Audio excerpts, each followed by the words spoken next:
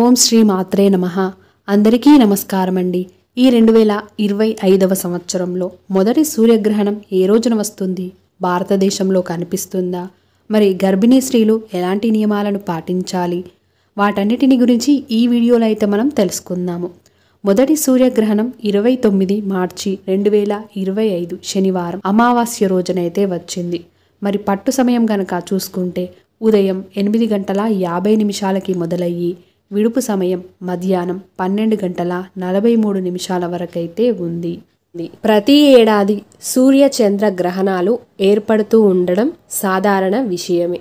మన ఖగోళ శాస్త్రం ప్రకారం సూర్యుడికి భూమికి మధ్యలో చంద్రుడు వస్తే దాన్ని సూర్యగ్రహణం అని అంటారు. హిందూ పురాణాల ప్రకారం శుభకార్యాలు చేయటానికి ఈ సమయాలైతే పనికి రావు.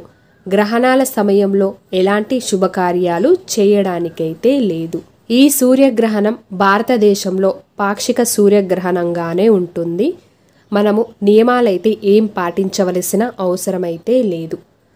అలాగే ఈ సూర్యగ్రహణం ఏ ప్రాంతాల్లో కనిపిస్తుంది అన్నది చూసుకుంటే Bermuda, Portugal, Canada, USA, Morocco, Greenland, Ireland, France, England, Belgium, Netherland, Faroe దీవులు, Germany, Denmark, Norway, Sweden, Russia, Hungary, Italy, Poland, Romania, Ukraine, Venezuela, Vatican City మొదలైన దేశాలలో అయితే ఈ గ్రహణం కనిపిస్తుంది. ఇక్కడి వాళ్ళు తప్పనిసరిగా గ్రహణ నియమాలనైతే పాటించాలి. భారతదేశంలో పాక్షిక సూర్యగ్రహణం ఉంది కాబట్టి మనము ఎలాంటి నియమాలు పాటించవలసిన అవసరమైతే ఏమీ లేదు. కానీ గర్భవతులు మాత్రం ఈ సూర్యగ్రహణ సమయంలో బయటికి రాకుండా ఉంటే సరిపోతుంది.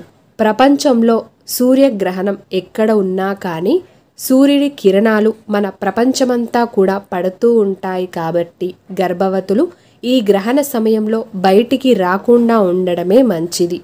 ఆ కిరణాల వల్ల కడుపులో ఉన్న బేబీకి ఏం ప్రాబ్లం కాకుండా ఉంటుంది.